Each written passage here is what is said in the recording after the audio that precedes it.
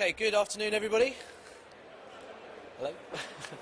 Thank you very much for coming and listening to me talk for 20 minutes, half an hour on e-commerce essentials for SMEs, small medium businesses.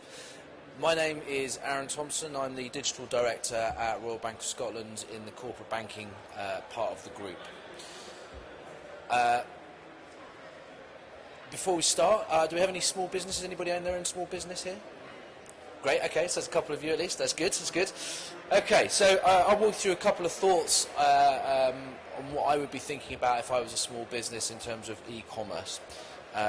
Very happy for it to be a two-way interactive thing, so if you've got questions, shout them out. If not, come and see me at the end and I can answer questions directly.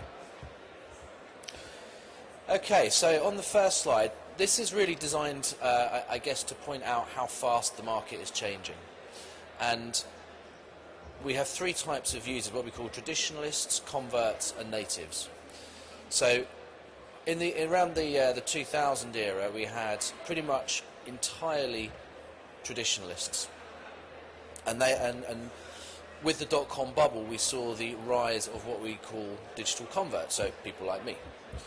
And the interesting thing about where the lines bisect one another, if you look at the red pin, is that it's kind of now. There are now more converts than there are traditionalists. And that's kind of fairly interesting. But what's more interesting is if you look at the speed of adoption in the natives. So natives are those who have grown up with things like the iPhone or smart devices in the last 5 to 6 years, and in the next couple of years they will overtake the converts. So when we think of building things now and when we think of promoting things now, it will be fundamentally different in a couple of years' time. So don't underestimate the speed with which this market is changing, is my point. And I don't know I can't remember all of the stats, but for those of you who have come across this, I think something in the region of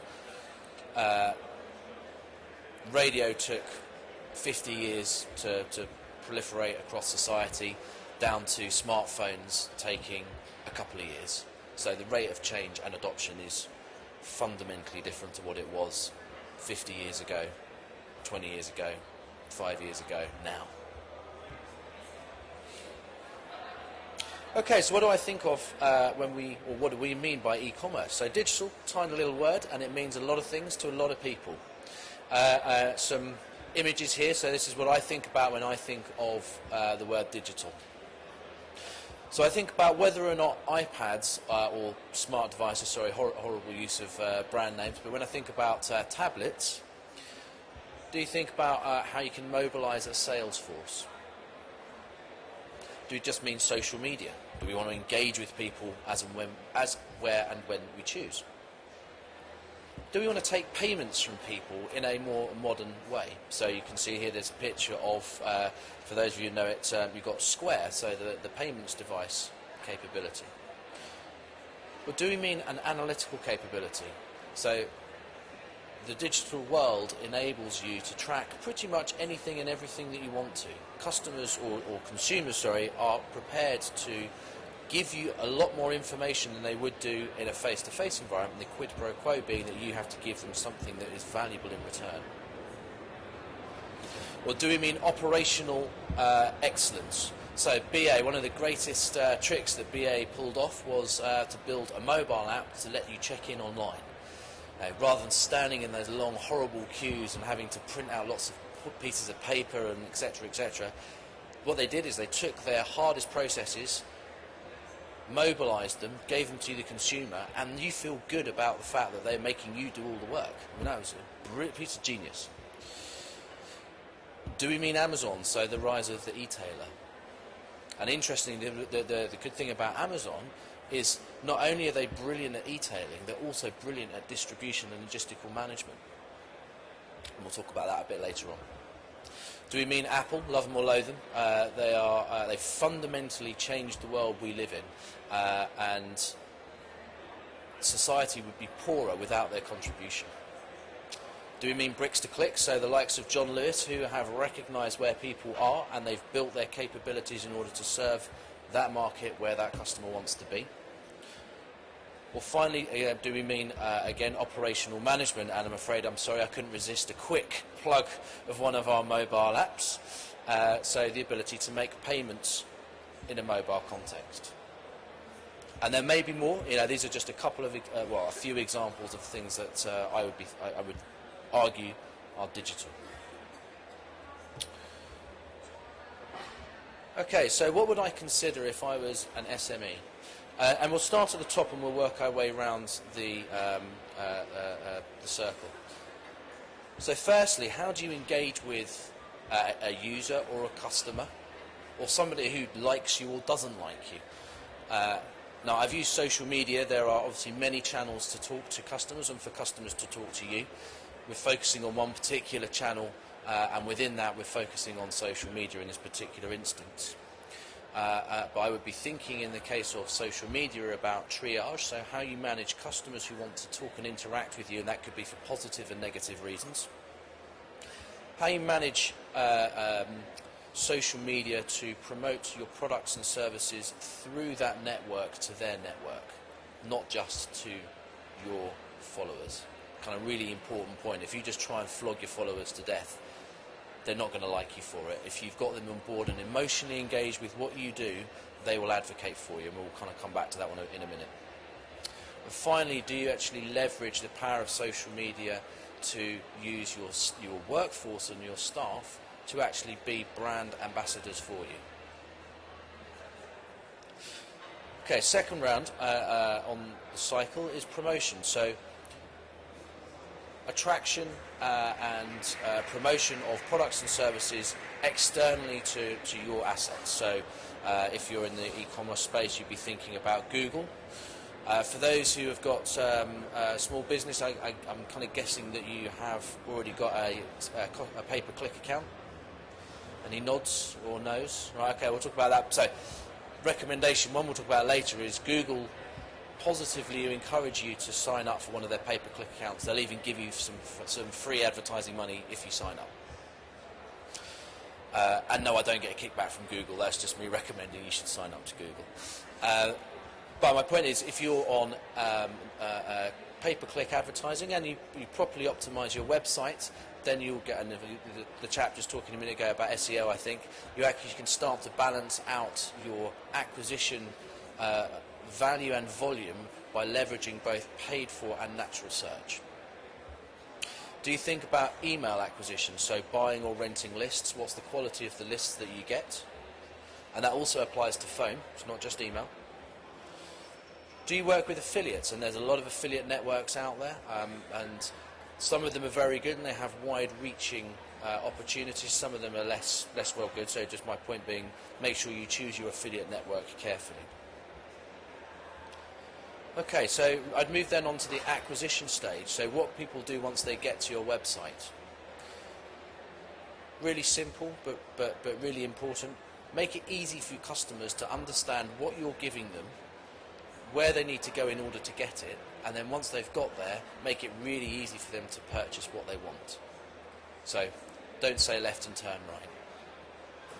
And to do that, you can understand your what we call leaky bucket or your sales conversion funnels.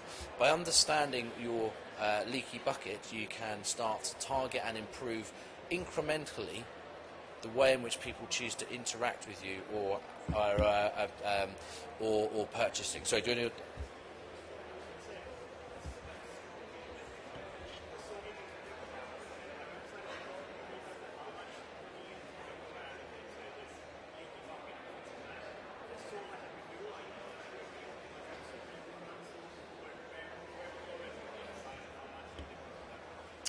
So one of the things that I go on to say a bit later on is that I wouldn't recommend, it's not a part-time job. And I guess it depends at what point in the life cycle your business is that's going to drive your decision. So if you find that you're in the service industry and a lot more of your valuable leads are coming through online, or you have an ability to talk to people online, then I'd be suggesting you should be spending more time there. At the very least, kind of basic analytical product like Google Analytics, nice easy one to pick on, right? So you're then into what usage stats versus what acquisition stats are they going to give you. So usage stats is a good start point or proxy for value, if you can then start to look at how to tie your customer database into that usage statistic, it will start to give you points of value against your promotion channel. So what I mean by that is there's going to be different values for direct, those who type in your browser name, your name into their browser, versus those that come from cost per click. They're probably more likely to be price elastic, versus those that come from natural search, where actually again they're leveraging your brand. Yeah. I'll come back to that because it's a good question. Okay, so having gone through the acquisition point, you're into the inform point, and we talked about e-tailers a bit earlier on. So one of the things that Amazon do that are great, and other companies do it as well, is tell people where they are in a particular journey. So for those of you who've bought something and then got a text message to say that your parcel will arrive at your house at a certain time and your courier's name is Dave, that kind of gives you that certainty that you need to be in at that point in time, rather than having to go down the post office at the weekend in order to go and collect the parcel, which nobody likes, unless you want to get stamps. My point is, add certainty around the information you can give to people. The next stage of the process is reward. So going back to your question, it ties into it. So if you can understand those customers that drive value, either in terms of their advocacy or their purchase value or the frequency of the purchase or the volume of the purchase, not forgetting that it has to be reflective of the acquisition costs, then you should start to we talk about random acts of kindness. So by me giving you some sweets on a day, just randomly, or a free gift voucher, is just a nice thing to do. I'm not asking for anything in return, but I'm just, I want to have a relationship with you. And if you can start to do that and do it on a scale basis, then you move into the advocacy point. So if people believe in what you do and the way in which you do it, then they will start to become ambassadors of either your services or your brand. And if they can do that, then you can start to leverage them as a means to communicate or spread your word. Okay, so what I would think about in order to achieve those, so you can see the kind of the faceless monkey. For those of you who know SurveyMonkey, SurveyMonkey is a simple online survey, enables you to kind of gather customer feedback. But ask for feedback not just on your products, but also the services, i.e. how you offer it. And if you can do all of those, then you can start to think about Net Promoter Score, so effectively your brand's value to your customers. Okay. So what underpins all of that? Data. There are other things that underpin it, but for the purposes of this, just focusing on data would be my key point. The value of information that people are willing to give you far outweighs what you can get in other channels. The important thing is that you have to make sure that you put the data structures together in such a way that you can... So everyone talks about all data being all in one place and having one kind of single view of the customer, all that kind of stuff. You want this big database. I would argue that's not the right way to do it. I'd actually argue you want relationships between databases that actually enable you to answer the question you seek to ask. Otherwise, you've just got this enormous, great big database that you can't look after. Easier in a kind of a smaller environment, but as you kind of move into large and in corporate businesses, it just gets increasingly difficult to manage. Okay, so what would I think about in terms of what would be my yeses and what would be my nos? So quickly skipping through these.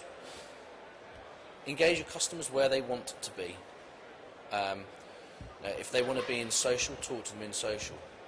There are going to be times when you actually have to bring them out of the channel, and it's about recognising when you need to bring them out of that channel.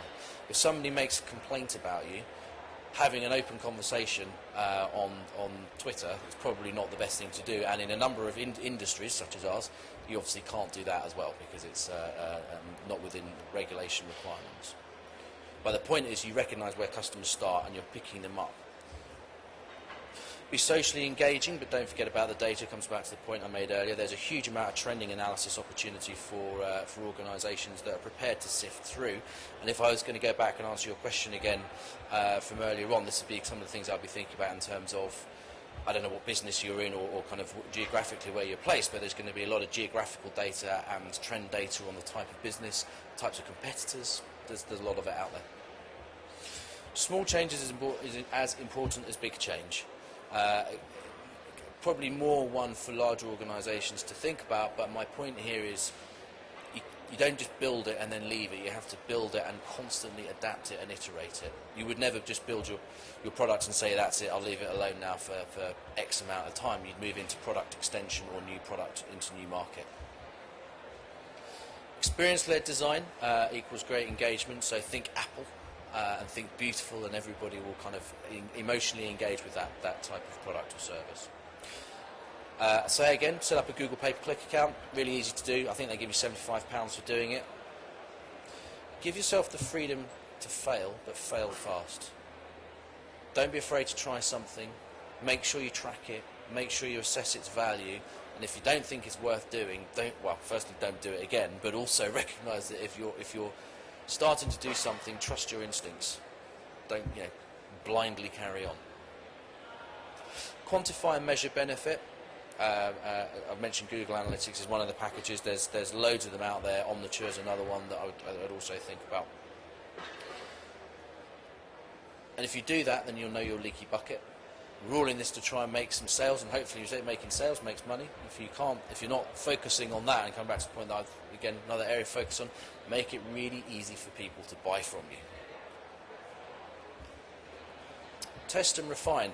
For those of you who are into kind of marketing campaigns and alpha beta testing or multivariate testing, the ability to change your website, the colour, the language, the type of text you use, the time with which you promote it, they all make a difference. This is the kind of the some margin of some gains. Stimulate your angels. If you find people that like what you're saying, don't be afraid to bring or embrace what they're offering to do, and they basically become a spokesperson for you, and you can leverage that. Know your customer. So what do they think of you? Well, ask them. What are they worth to you? Make sure that you actually have an end-to-end. They cost me this much to buy, this much to convert, this much to keep, this much to retain. And what are you worth to them? So don't go back. Don't be afraid to go back and ask them what they think of you. And if you're in the pure play e-business, be cheap, be fast, be free. Gone are the days of single browsers, and you kind of takes ages to go around and find a website or competitors that offer types of products and services. You now just have multiple tabs open. You can quickly flip between. I do it when I'm buying something. I'll have like 4 or 5 different tabs open at any one time. Or with those companies offering the same product, and I'll compare price and ease of access and all that kind of stuff. Okay, what I would not do, assume that if you build your website, people will automatically find it. Sorry for those who are in the SEO business in the audience, but just for the dark arts SEO agencies, make sure that they give you clear, definable or tangible outcomes and hold them to it. Build it once and make no further investment. It's a constant evolutionary cycle. Be boring and have out-of-date content, so nobody likes a dull website. Tell lies about your products and services, because you will get found out, and the beauty of the internet is everyone can tell everybody about it. So don't cheat on public reviews. And I think there's been a few large organisations that have fallen for that mistake. So assume it's a part-time job, to your point earlier, and it's just a question of time, right? You've got a million and one things to think about in your organisation. My view would be, I would focus on the thing that's going to drive economic benefit. And that's maybe the way that I think, but that's the kind of thing that I'd be interested in. Make it hard for people to pay you. Comes back to the point I made earlier. Assume all affiliates are good guys. There are a few affiliate networks out there that I wouldn't necessarily recommend. A bit like loads of companies in loads of industries. Just make sure that you're clear about what you're asking for and what you're getting, and that you can see tangible deliverables. If you can't see tangible deliverables, then somebody's telling you some lies, and I would make sure that you have the freedom to get out of whatever you've signed up to. Don't try everything at once. There's just too many things to do. yeah, this is your website or your mobile platform. You're in control. You can choose your destiny. If you try and do everything at once, then you'll probably just do lots of little things on the big things that you know that you should be doing, and therefore you're not going to significantly step forwards. Avoid the digital or the analytical opportunity that digital affords. I've talked about that a fair bit already, so I won't kind of go over that point again. And assume that the freemium model is the ticket to being a millionaire. There are a few sites out there that have been incredibly successful, but there are, I mean, I don't know how many websites there are, but I think it's millions that are just out there and not making any money. If you're in it for making money, then just have a clear what you're doing, why you're doing it, what you expect your outcomes to be, and that you're measuring that. Okay. Finally, so this is what I think about at work. So if you wanted some context. So I think about self-service. So how do I get my customers to do as much as possible themselves by digitising our operations? Sounds a fairly kind of bland statement, but things like a mobile app. If I can get you to go mobile, it means you're not walking into a branch. How can I add value? How can I emotionally engage with you? And that's pretty hard if you're in the kind of the banking trade, to say I'm going to give you an online bank account that's going to give you more than just a line saying you spent this much, you've earned this much. But it is possible. And a kind of a shameless plug, and I'll do it at the end, BizCrowd would fit into that category. How do I empower staff? So we have a big field force, and I think about how I can make them look, I wouldn't say good, but better in front of their customers by having the right information to do their jobs, and that could either be for my benefit or their benefit, or more importantly the customer's benefit. And finally, sales. So how do I drive sales through the channel, having given you the functional requirements you need, so hopefully some of the emotional requirements you need, and my underpinned by my analytical capability and the knowledge of my leaky bucket. And that is the end of my presentation. So firstly, thank you very much for listening. If there's any questions, more than happy to take them open forum, or come and see me and I'll try and answer your questions directly. So thank you.